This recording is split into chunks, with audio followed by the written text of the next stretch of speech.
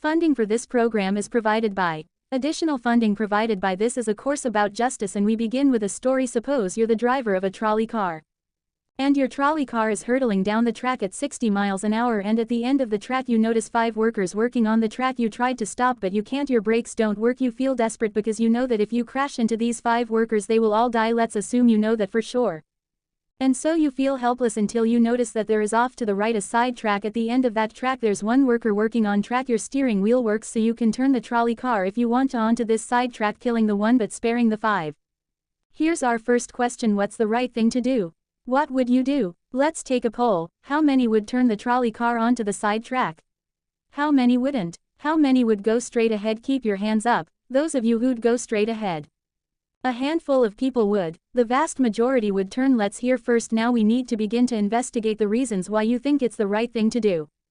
Let's begin with those in the majority, who would turn to go onto side track. Why would you do it? What would be your reason? Who's willing to volunteer a reason? Go ahead, stand up. Because it can't be right to kill 5 people when you can only kill 1 person instead. It wouldn't be right to kill 5 if you could kill 1 person instead. That's a good reason. That's a good reason. Who else? Does everybody agree with that reason? Go ahead. Well, I was thinking it was the same reason. It was on 9/11. We regard the people who flew the plane into the Pennsylvania field as heroes because they chose to kill the people on the plane and not kill more people in big buildings. So the principle there was the same on 9/11. It's tragic circumstance, but better to kill 1 so that 5 can live. Is that the reason most of you have? Those of you who would turn, yes. Let's hear now from those in the minority, those who wouldn't turn. Well, I think that same type of mentality that justifies genocide and totalitarianism. In order to save one type of race you wipe out the other. So what would you do in this case? You would, to avoid the horrors of genocide, you would crash into the 5 and kill them. Presumably yes. Okay, who else? That's a brave answer, thank you.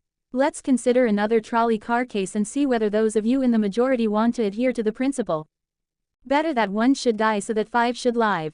This time you're not the driver of the trolley car, you're an onlooker standing on a bridge overlooking a trolley car track, and down the track comes a trolley car. At the end of the track are 5 workers. The brakes don't work. The trolley car is about to careen into the 5 and kill them, and now you're not the driver. You really feel helpless until you notice standing next to you leaning over the bridge is a very fat man.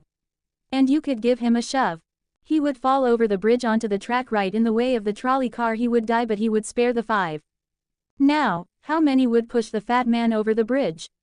Raise your hand. How many wouldn't? Most people wouldn't. Here's the obvious question: what became of the principle better to save 5 lives even if it means sacrificing 1? What became of the principle that almost everyone endorsed in the first case? I need to hear from someone who was in the majority in both cases. As how do you explain the difference between the two? The second one, I guess, involves an active choice of pushing a person and down, which I guess that person himself would otherwise not have been involved in the situation at all, and so to choose on his behalf, I guess, to involve him in something that he otherwise would have. This escaped is, I guess, more than what you have in the first case, where the 3 parties, the driver and the 2 sets of workers, are already, I guess, in this situation. But the guy working, the one on the track off to the side, he didn't choose to sacrifice his life any more than the fat guy did he? That's true, but he was on the tracks. This guy was on the bridge. Go ahead, you can come back if you want. Alright, it's a hard question, but you did well, you did very well. It's a hard question. Who else can find a way of reconciling the reaction of the majority in these 2 cases? Yes, well, I guess in the first case where you have the 1 worker and the 5, it's a choice between those 2, and you have to make a certain choice, and people are going to die because of the trolley car. Not necessarily because of your direct actions. The trolley car is a runway thing, and you need to make in a split-second choice, whereas pushing the fat man over is an actual act of murder on your part. You have control over that, whereas you may not have control over the trolley car. So I think that it's a slightly different situation. Alright, who has a reply? Is that, who has a reply to that? No, that was good. Who has a way? Who wants to reply? Is that a way out of this? I don't think that's a very good reason, because you choose. Either way, you have to choose who dies, because you either choose to turn and kill a person, which is an active conscious thought to turn, or you choose to push the fat man over, which is also an active conscious action. So either way you're making a choice. Do you want to reply? Well, I'm not really sure that that's the case. It just still seems kind of different. The act of actually pushing someone over onto the tracks and killing them, you are actually killing him yourself. You're pushing him with your own hands. You're pushing in. That's different than steering something that is going to cause death into another. You know it doesn't really sound right saying it now when I'm up here. No, that's good. What's your name?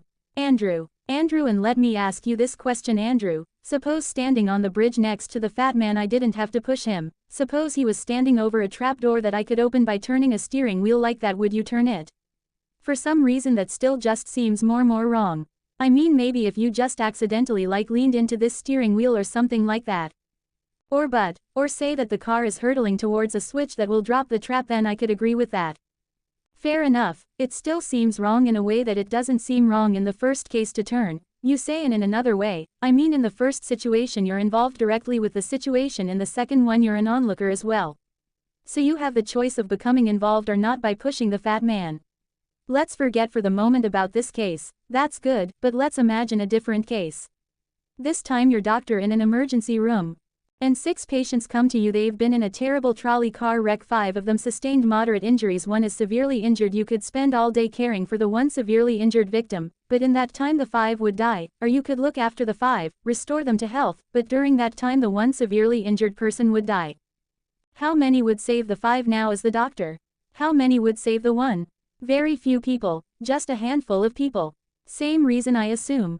1 life versus 5. Now consider another doctor case. This time you're a transplant surgeon and you have 5 patients, each in desperate need of an organ transplant in order to survive. On needs a heart, 1 a lung, 1 a kidney, 1 a liver, and the 5th a pancreas.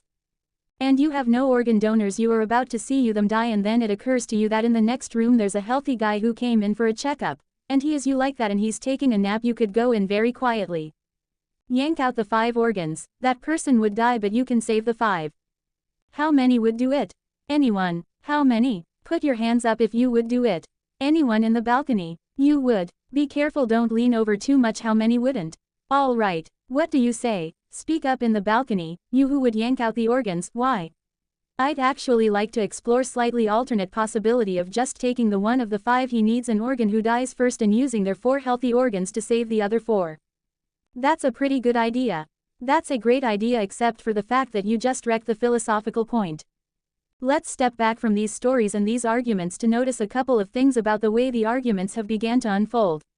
Certain moral principles have already begun to emerge from the discussions we've had, and let's consider what those moral principles look like. The first moral principle that emerged from the discussion said that the right thing to do, the moral thing to do, depends on the consequences that will result from your action at the end of the day. Better that 5 should live even if 1 must die.